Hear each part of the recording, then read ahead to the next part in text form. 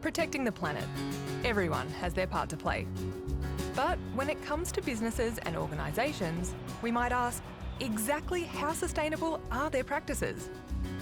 One way to examine this is with a set of principles known as ESG. What is ESG? It's a little bit more than sustainability, right? Yeah, absolutely. So ESG means environmental social governance, and essentially it's a collection of principles that contribute collectively to the governance of a business, and whether that's environmental considerations like sustainability and carbon sequestration, right down to social impacts across things like diversity and inclusivity. It is now considered business as usual to take into account ESG or sustainability considerations when running a business. And that's no different for primary producers. It's something that tea tree oil producers Phil and Deanne Prather have embraced. Tell me about the farm and your products. So tea tree is the majority of what we produce here on the farm, but we're also producing lemon myrtle, eucalyptus, another plant called Fregonia, that all offer some therapeutic property. And on the other aspect of our business is selling all of those essential oils, plus supporting 30 other Australian farmers of native Australian botanical ingredients.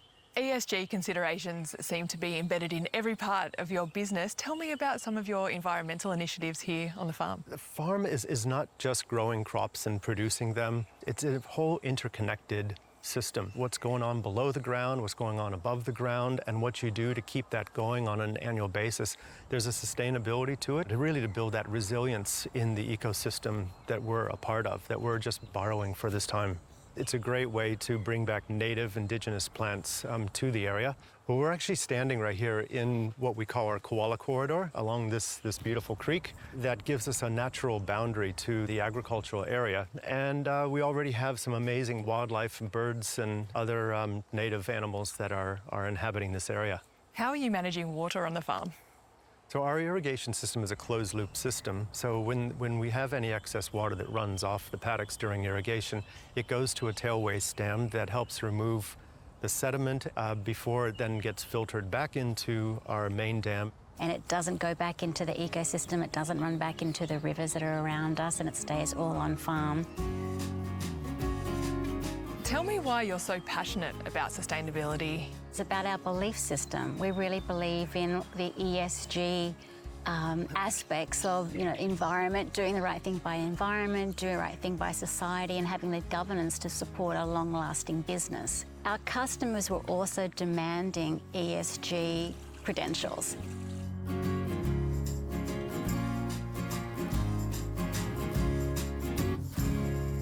Jess, explain to me how ESG considerations impact everything our primary producers do. We're seeing a real focus from governments, consumers, financial institutions to ensure that the practices of the producers are sustainable and contributing to the future of the land. It's a next step of our sustainability journey, and that means innovating, developing, and working with our staff to develop our capabilities further.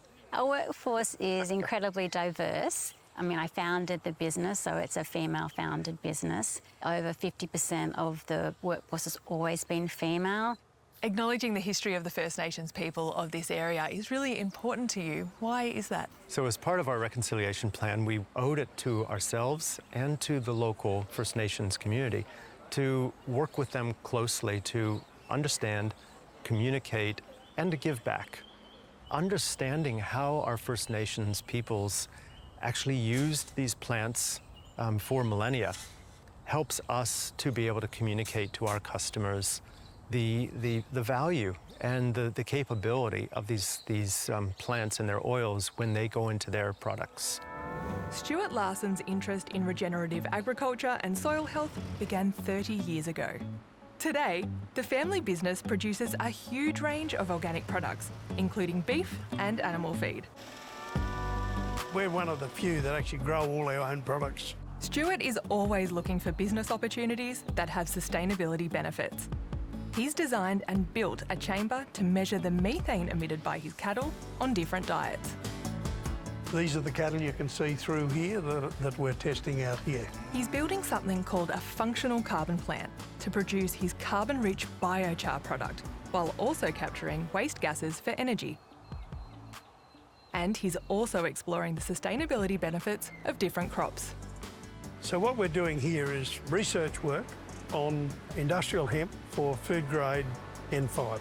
Stuart's research into industrial hemp is at the forefront in Australia. Industrial hemp has been known to be a fantastic source of carbon sequestration. It also contributes to the production of biofuels and can be used in fashion fibres as well.